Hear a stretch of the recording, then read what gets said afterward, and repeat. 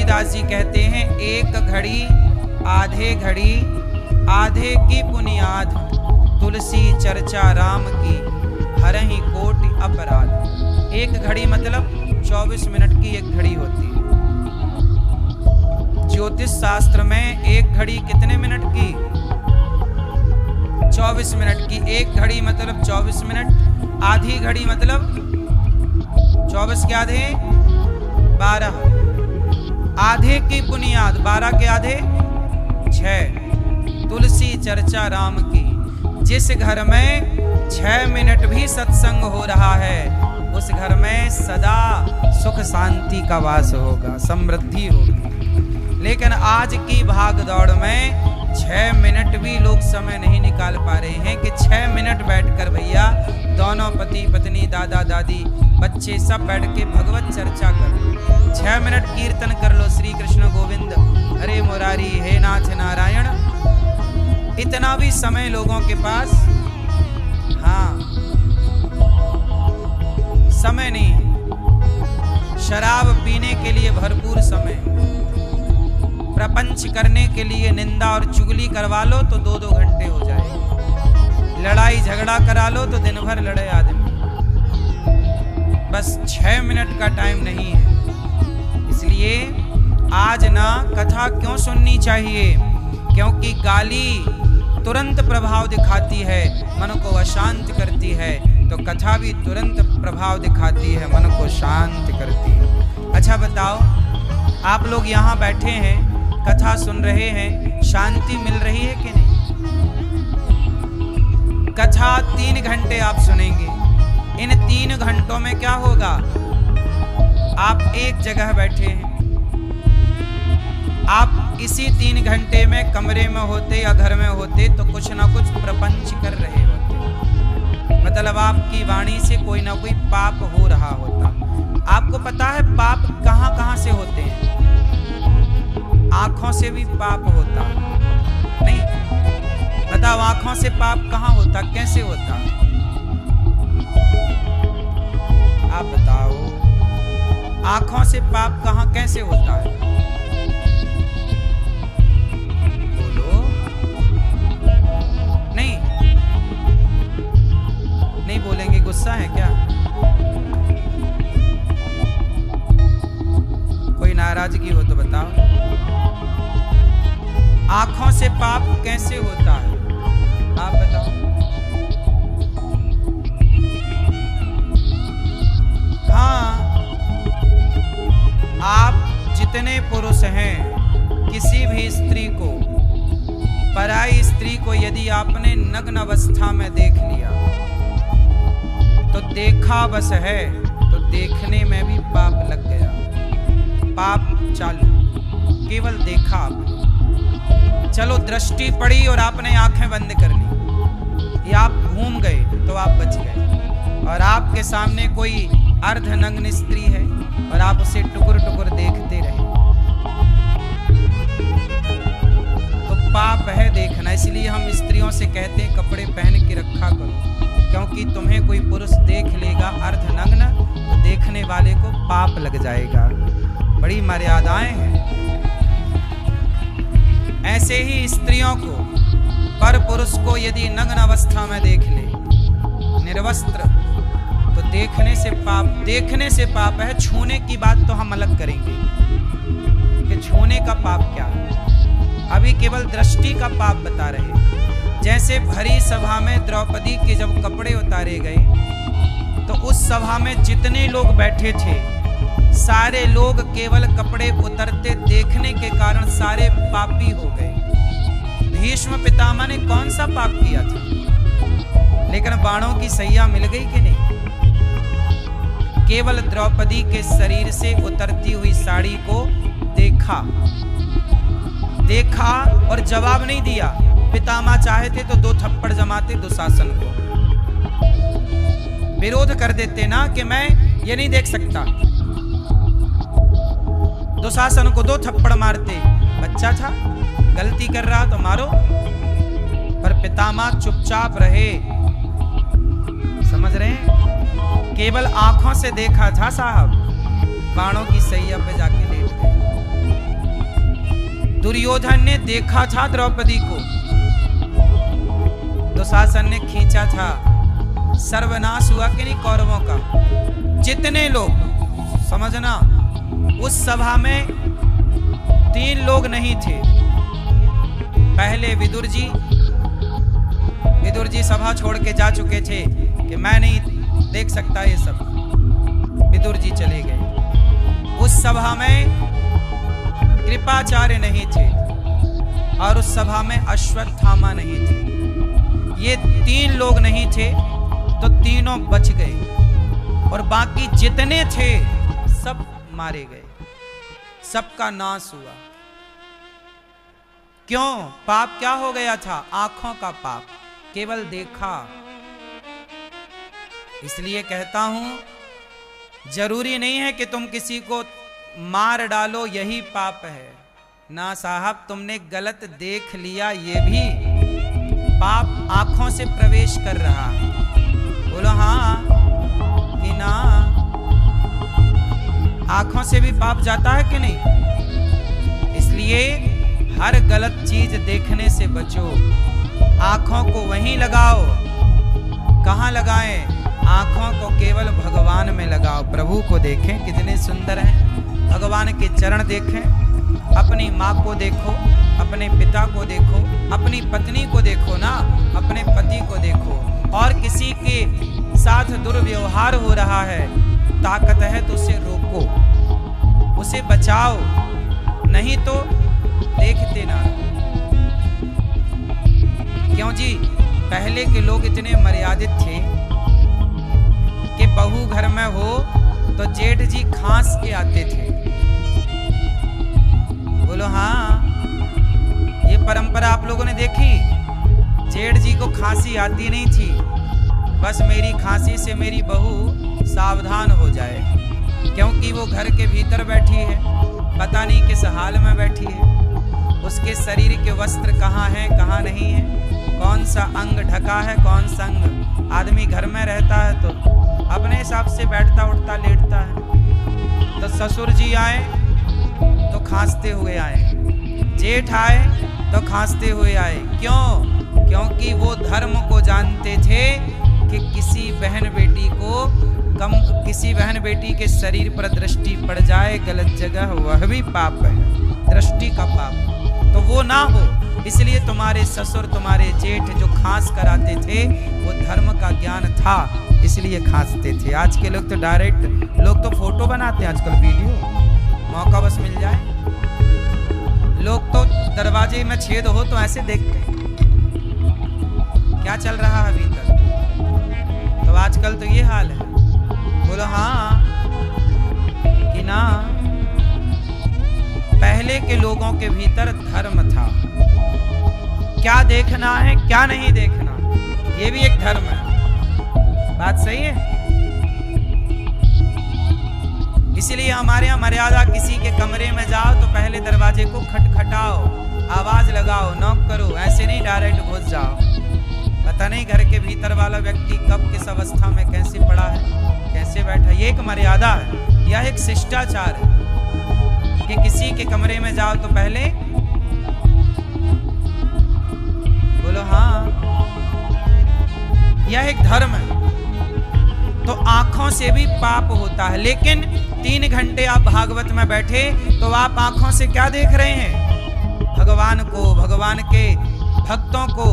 तो आप 3 घंटे हर पाप से, आंखों के पाप से तो बच गए ना। तो 3 घंटों के लिए कथा ने आपको आंखों के पाप से तो बचा लिया। आंखें कहाँ लग गई? भगवान में। तो ये भागवत ने आपको पाप से बचाया। अब दूसरा पाप, कानों से भी पाप होता है। बोलो हाँ, बोलो हाँ। कानों से कौन सा पाप होता है? कौन सा? क्या सुनने का? क्या सुनने का पाप? सुनो, हरि हर निंदा सुनहि जिकाना, हाँ ही पाप गौघात समाना। ये हम नहीं कह रहे, तुलसीदास जी लिखे। हरि, हरि मतलब भगवान नारायण, भगवान भगवान विष्णु, भगवान राम, भगवान कृष्ण। हरि हर, हर मतलब शंकर जी, हरि मतलब भगवान नारायण, हर मतलब भगवान, बोलो मेरी माँ, शंकर। हरि हर, बोलो हरि हर, हरि हर। हरि मतलब नारायण, हर मतलब शंकर जी। हरि हर निंदा, हरि हर निंदा सुनहि जे काना। तुलसीदास जी कह रहे हैं जो हरि और हर की, जो भगवान की और भगवान के भक्त की, माता की, पिता की निंदा सुनता है या निंदा करता है, उसे गौ हत्या करने का पाप लगता है। मैंने कभी बचपन में किसी से लड़ाई नहीं की, दोस्तों से कभी एक दो बार लड़ाई हुई है, तो ऐसी लड़ाई हुई सामान्य। एक बार मैंने बचपन में अपने एक दोस्त को मारा था एक थप्पड़, लड़ाई कर लिया उसने। मैं उसके गांव में जाता था पढ़ने, 8वीं का स्कूल वहां था उनके गांव में, तो हम दूसरे गांव के थे, हम लोग उनके गांव में जाएं तो वो दादागिरी दिखाएं। अरे यार, हमने कहा यार तो हमें दादागिरी दिखा रहे हो, तो वो दादागिरी दिखाए, हम उसके गांव में पढ़ने जाएं। वो लोग छेंक के हम लोगों को मारने की योजना बनाए। एक दिन हमने पकड़ लिया, एक ही मारा उसकी पीठ में, एक चटाक। प्रिंसिपल जी के कमरे में आवाज चली गई, ऑफिस में। प्रिंसिपल दौड़े दौड़े, क्या हुआ? वो रो रहा था, सर सर इसने मार दिया। मारा? जी जी जी जी, मुर्गा बन जा। एक पीरियड तक मैं द्वार पे मुर्गा बना रहा, एक पीरियड, आधा घंटा। ये मेरा मारना था एक बार बस, लेकिन उसके बाद ना सुधर गए पूरे गांव के। फिर हम लोग जाते तो कभी वो छेड़छाड़ नहीं करते। होता है ना, आज भी होता है कि इस गांव के लोग उस गांव में जाएं तो लोग परेशान करें। ऐसी था तो हम लोगों ने फिर उसका इलाज किया, हमने अकेले नहीं कर दिया इलाज। तो इस चक्कर में हमने एक बार मारा है अपने दोस्त को, बाद में पर वो हमारा दोस्त बन गया, अभी भी मिलता है कभी कभी। तो ये हमने दोस्ती में एक बार मारा, वो भी उसकी गलती से, उसने गलती की, दादागिरी दिखा रहा। बताओ, ये तब की बात है जब हम 7वीं क्लास पढ़ते थे, 7वीं 8वीं, तब की बात। उसके बाद फिर हमने कभी मारा पीटी नहीं की, कभी किसी का दिल नहीं दुखाया, कभी किसी को परेशान नहीं किया। वो संस्कार थे ना हम लोगों को, वही सीखा है। इसलिए आज भी किसी का दिल दुखाने से बड़ा डर लगता है, काहे किसी का दिल दुखाएं। पर देखो ना, मंथरा ने कैकेयी माँ को भड़काया। कैसे भड़काया? अरे कैकेयी, तुम सुना तुमने क्या? बोले राम को राजा बना रहे हैं। कैकेयी माँ बड़ी खुश हुई, मंथरा हार दे दिया कैकेयी माँ ने उतार के, राम राजा बन रहे हैं। कैकेयी माँ ने जब सुना कि राम राजा बन रहे तो कैकेयी बड़ी प्रसन्न हुई, मंथरा को हार दे दिया। मंथरा बोली ले अपना हार तू, फेंक दिया। तो मंथरा को कैकेयी माता ने डांटा और कहा, री घर फोड़ू, क्या बात कर रही है? कैकेयी माँ ने मंथरा को डांटा, पर मंथरा ने कहा, कैकेयी देख, राम राजा बने या भरत राजा बने, मुझे तो कुछ नहीं मिलना, पर मैं तेरा देखो भड़काने वाले कहां से शुरू करते हैं। राम राजा बने या भरत राजा बने, अपना क्या, हमारा तो कहीं, हम तो तब भी, आज भी दासी हैं, आगे भी दासी रहेंगी। पर तू यदि राम राजा बन गया तो कौशल्या राजमाता बन जाएगी, फिर वो अपने पांव दबाएगी तेरे से, फिर वो झाड़ू पोंछा लगवाएगी तेरे से। कैकेयी माँ बोली, नहीं कौशल्या बहन ऐसी नहीं है। बोले ना, ये सौतें ऐसी ही होती हैं। सौतों की कहानियां, किस्सा सुना दी मंथरा ने, कद्रू विनीता की बात सुना दी। सौतों की कहानियों में कद्रू और विनीता की बड़ी फेमस कहानी। कद्रू सर्पों की माता है, विनीता गरुण जी की माता है। एक बार कद्रू और विनीता में शर्त लग गई कि सूर्य भगवान के घोड़े कैसे हैं बताओ। तो विनीता ने कहा कि सफेद हैं, कद्रू बोली काले हैं। कहा कि यदि काले निकले तो तुम मेरी दासी बन जाओगी। तो कद्रू ने अपने बेटों को, कद्रू सर्पों की माता थी, तो सांपों को आज्ञा की कि जाओ सूर्य भगवान के घोड़े में ऐसे लिपट जाना कि वो ऐसे लगे कि घोड़े काले हैं। वो लिपट गए। विनिता ने देखा कि घोड़े काले हैं तो कद्रू ने दासी बना लिया और खूब काम कराया, खाने नहीं देती, बड़ा अत्याचार करती। एक दिन अपनी माँ से मिलने गरुड़ जी आए तो गरुड़ जी ने कहा, माता आज आप रो क्यों रही हो, दुखी क्यों हो? तब कहा कि बेटा वो तेरी माँ ने ऐसी ऐसी शर्त लगाई और कहा कि घोड़े काले हैं जबकि सूर्य भगवान के घोड़े तो सफेद हैं। सांप लिपट गए। गरुड़ जी बोले मैं अभी जाता हूँ, और गरुड़ जी ने जाकर के सांपों को खाना शुरू किया। सारे सांप भाग गए और घोड़े हो गए सफेद। तब विनिता ने कहा, बहन देख घोड़े सफेद हैं, तुमने छल से मेरे को दासी बना लिया। तब कद्रू हार गई और विनिता जीत गई। तो विनिता ने कहा कि अब मैं तुझे दासी नहीं बनाऊंगी अपनी, लेकिन ऐसा नहीं करना चाहिए था। तब से गरुड़ जी सर्पों के दुश्मन हो गए, जबकि गरुड़ जी और सर्प ये दोनों सगे भाई हैं, एक पिता के, माँ दोनों की अलग अलग। उसी जगह से कालिया नाग भाग करके काली दह में आके गिरा। तब जाकर के भगवान ने कालिया नाग को रमण द्वीप भेजा। तो कालिया नाग यहाँ से रमण द्वीप जब गए तो रास्ते से पलट कर देख लिए तो पत्थर के हो गए। वो जगह का दर्शन करने कल 84 कोस की यात्रा में कल अपन लोग चलेंगे, वो जगह है। तो कुल मिलाकर के कैकई की पूरी मति फेर दी मंथरा ने और पूरा उल्टा सीधा पाठ पढ़ा दिया। कह दिया कि तू 2 वरदान तेरे उधार हैं तो उसका फायदा ले ले, और राम जब तक ना मान जाए तब तक तू, पिता राम की सौगंध ना खा लें दशरथ जी, तब तक तू बात से सहमत ना होना। कद्रू मंथरा ने कैकई को अपने कब्जे में कर लिया।